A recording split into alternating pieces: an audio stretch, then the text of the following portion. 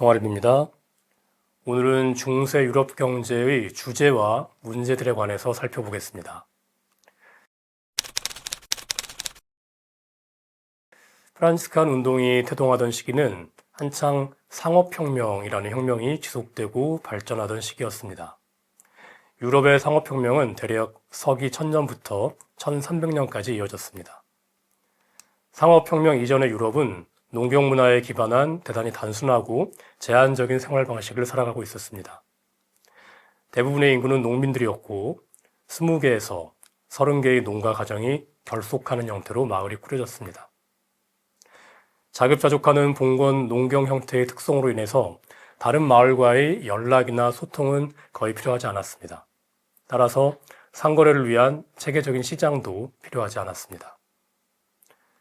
봉건 지주들이 마을을 지배하였고 땅과 소작인을 거느린 대수도원들도 마을을 지배하는 지주로 간주되었습니다.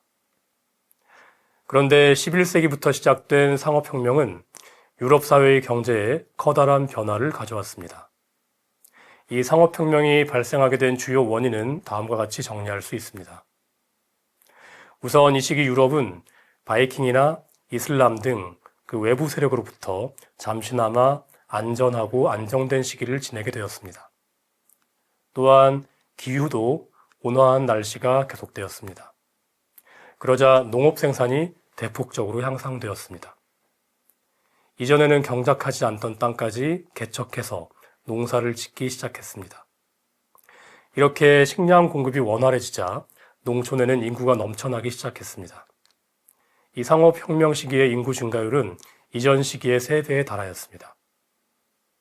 이렇게 증가한 인구는 다시 농업 생산량을 대폭 향상시키는 결과로 이어졌습니다.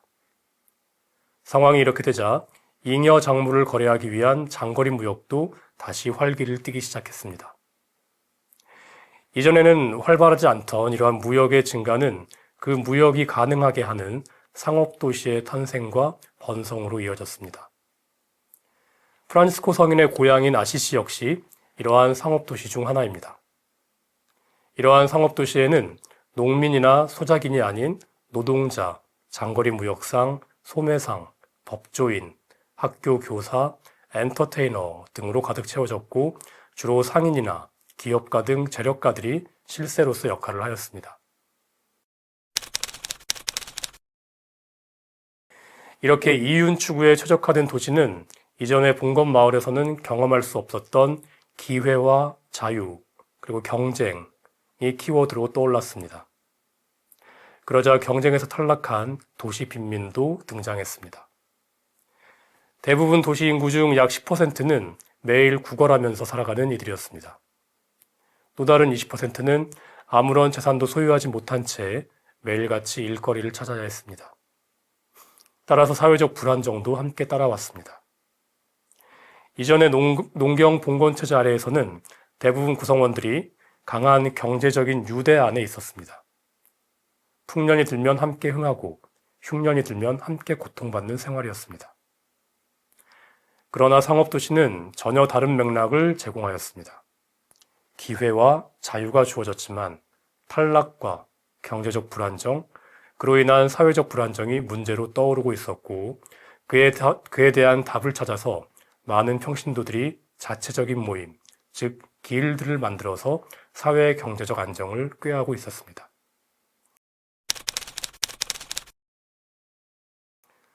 무역과 성업이 활성화되자 돈도 다시 활발하게 사용되기 시작했습니다.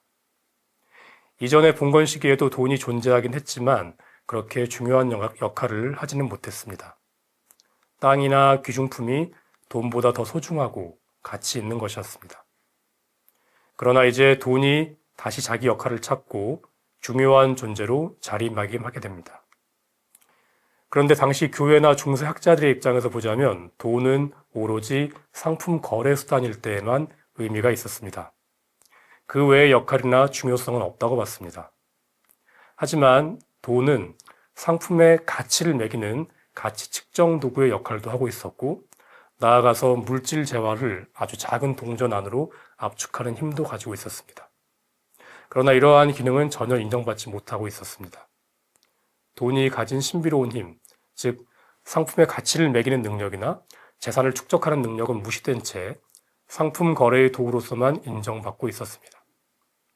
따라서 돈 자체로 돈을 버는 오늘날 말하는 금융행위와 관련된 여러 주제들, 즉 이윤, 대출, 이자, 자본으로서의 돈에 관한 토론이 이어질 수밖에 없는 현실이었습니다. 그런데 당시 경제체계 안에서는 서로 다른 가치를 가진 여러 종류의 주화가 동시에 순환되고 있었습니다. 황제가 발행한 동전은 그 가치가 높았고 교황이 발행한 것은 상대적으로 가치가 낮았습니다. 이 두 종류의 돈이 동시에 통용되고 있었습니다. 게다가 각 도시마다 책정한 돈의 가치도 달랐습니다. 상황이 이렇다 보니 여러 혼란이 발생했지만 그중 가장 큰 문제는 부익부, 빈익빈의 가속화였습니다.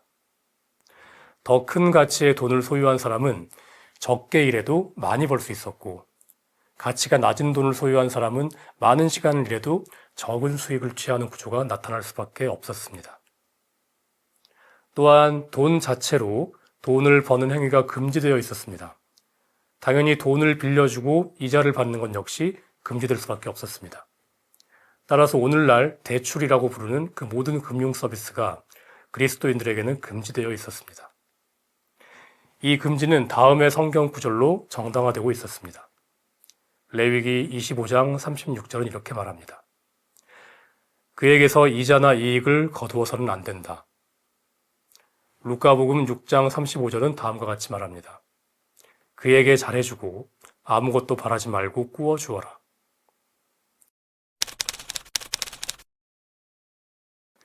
이렇게 모든 그리스도인들에게 대출업이 금지되다 보니 그리스도교 법에 제한받지 않는 유다인들이 대출은행업자로 성장하였습니다. 이들 중 일부는 상당한 이자를 요구하는 고리대금업을 꾸려나갔습니다. 사실 유다인들이 농경사회에 정착하기에는 어려운 조건을 가지고 있었습니다. 이들은 종종 인간 이하의 존재로 취급당했고 예수님을 팔아넘긴 유다와 동일시되거나 아주 더러운 오물로 취급당하기도 했습니다. 특별히 서유럽에서는 유다인들이 독을 풀어서 우물과 하천을 오염시킨다는 근거 없는 소문이 떠돌기도 했고 유다인들에게는 땅의 소유가 허락되지 않았습니다. 따라서 농사도 지을 수가 없었습니다. 상황이 이렇다 보니 많은 유다인들이 도시로 삶의 터전을 옮겨야만 했고 그들 중 일부가 고리대금업이라는 전문 직종에 종사했습니다. 그리고 크게 발전하기도 했습니다. 물론 유대인들만 고리대출 사업을 했던 것은 아닙니다. 그리스도인들 일부도 고리대출 사업을 하고 있었습니다. 그러나 그 비율로 볼 때 유대인들이 차지하는 비중이 훨씬 더 높았습니다. 당시 사회는 대출과 같은 금융 서비스를 필요로 하고 있었습니다. 당시 자금난에 시달리던 많은 지역의 군주들에게 유대인들의 재력은 꼭 필요한 자원이었습니다. 그래서 많은 지역의 실력자들이나 군주들이 유다인들을 자신의 지역에 초대하고 심지어 보호까지 해주었습니다. 그러나 일부 유다인 대출업자는 터무니없이 높은 이자를 책정하였고 이들은 가난한 이들을 위해서 분배되어야 할 사회적 재산을 부당하게 축적했습니다. 그러면서 가난한 이들의 인구를 배가시켰고 이미 가난한 사람들을 더 가난하게 만들었습니다. 결과적으로 공동체의 선한 발전을 크게 저해하였습니다. 게다가 유다인들이 이렇게 벌어들인 돈은 다시 지역사회로 돌아오는 구조가 아니라 유대인들만의 네트워크를 통해서 밖으로 빠져나가는 양상이었습니다. 이러다 보니 지역 공동체 안에서 순환되어야 할 돈의 총량이 점차 줄어들었고 이는 가난한 사람들을 다시 양산하는 결과로 되돌아왔습니다.